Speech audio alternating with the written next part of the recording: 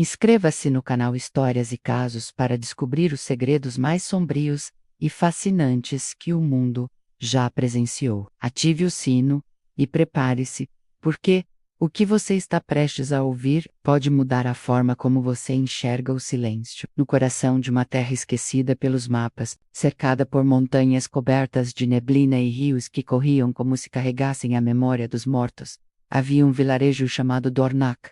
Ali vivia um ferreiro. Ninguém sabia seu nome verdadeiro.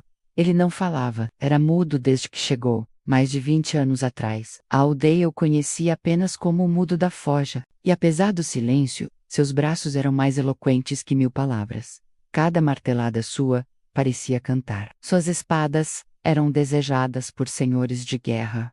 Seus escudos, indestrutíveis. Mas ele nunca cobrava. Quem queria pagar, pagava. Quem não podia, levava a si mesmo. Havia um ar de mistério que pairava sobre ele. As crianças o temiam e o observavam de longe, tentando decifrar o que havia atrás dos olhos, que pareciam entender tudo, mas não pediam nada. Até que um dia, uma menina chamada Lina, de apenas 9 anos, se aproximou do ferreiro com um desenho em mãos. Era um símbolo, um triângulo dentro de um círculo, com linhas que formavam um estranho alfabeto ao redor. Ela havia encontrado gravado sob o assoalho de sua casa, durante uma brincadeira. O ferreiro, ao ver o desenho, ficou pálido. Largou o martelo no meio de uma lâmina incandescente, coisa que jamais havia feito antes. Ajoelhou-se e desenhou no chão de terra com um dedo sujo de carvão o mesmo símbolo.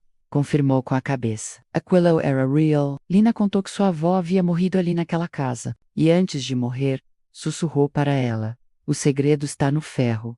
A menina não sabia o que significava, mas agora sentia que o mudo talvez soubesse. Nos dias seguintes, o ferreiro fechou sua forja, trancou-se lá dentro por 7 noites seguidas. O som do martelo não cessava, mas ninguém via fumaça, e nenhum metal era vendido. Quando finalmente as portas se abriram, ele saiu com um objeto coberto por um pano grosso. Não mostrou a ninguém. Na mesma noite, a taverna de Dornak foi invadida por 3 cavaleiros vestindo preto. Não carregavam brasões. Suas espadas pareciam feitas da mesma liga negra que o ferreiro dominava. Procuravam um código, exigiam respostas, ameaçaram Lina. Interrogaram o ancião da vila, mas o ferreiro apenas os encarou, e foi ali que ele mostrou o objeto escondido. Um martelo, mas não um martelo comum. Seu cabo era entalhado com símbolos semelhantes ao do desenho de Lina. No topo, havia um encaixe menos, como se fosse a chave para alguma coisa. Os cavaleiros reconheceram de imediato. Pararam, recuaram, mas antes de fugirem, deixaram um aviso: "O rei virá buscar o que é dele." Ninguém entendeu. Mas o ferreiro, sim. Na madrugada seguinte, Lina desapareceu. Ninguém viu nada. Não havia rastros, mas na bigorna do ferreiro, alguém havia cravado uma mensagem com ferro quente. O silêncio tem preço. O ferreiro não gritou, mas seus olhos queimavam. Ele reuniu suas ferramentas, colocou o martelo com símbolos numa bolsa de couro e partiu, sozinho, atravessou vales, florestas e fortalezas em ruínas, até chegar à capital, Caltrim, o coração do reino de Eldrall. Ali os muros eram altos, mas as mentiras, mais ainda.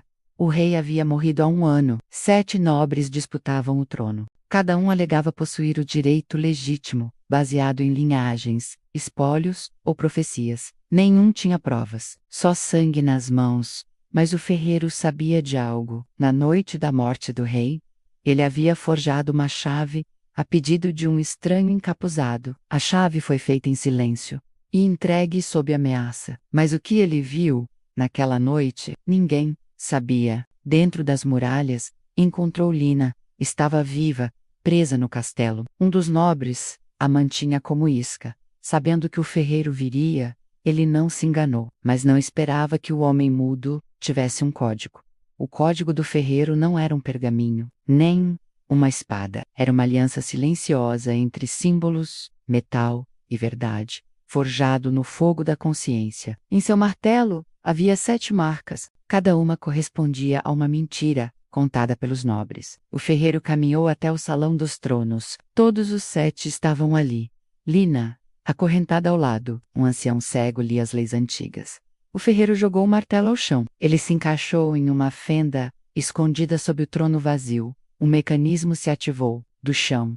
Ergueu-se uma caixa de aço ancestral, com o selo real. Dentro dela, uma carta escrita à mão pelo rei, antes de morrer. Nela ele dizia: quando as vozes mentirem, confiem no silêncio. O ferreiro mudo guardará a verdade. O rei sabia que seria traído, que seria morto, e escolheu o ferreiro como guardião de sua vontade, justamente por ele não poder falar, porque só quem não pode mentir, pode guardar a verdade. O salão entrou em caos. Os nobres tentaram destruir a carta, mas já era tarde. O povo, alertado por Lina, e pelos soldados ainda fiéis ao rei, invadiu o castelo. O ferreiro libertou a menina, entregou a carta ao povo, e então caminhou para fora do castelo. Nunca mais foi visto. Lina, agora com 13 anos, tornou-se a guardiã do código. Não herdou a forja, mas herdou o símbolo. E passou a ensinar. Às vezes, o silêncio grita mais alto que a guerra. Os nobres foram julgados.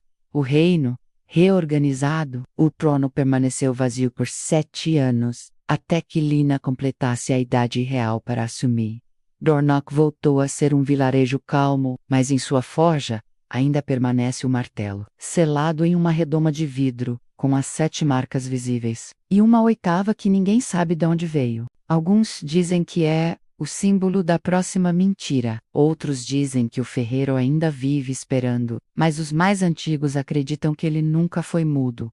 Apenas escolheu o silêncio, porque palavras demais estragam a verdade. E você teria coragem de confiar sua vida a alguém que não pode falar? Se gostou dessa história, inscreva-se agora em nosso canal Histórias e Casos. Deixe seu like, compartilhe com alguém que ama histórias de mistério. E comente aqui embaixo o que você acha que significava a 8ª marca. Nos vemos no próximo vídeo.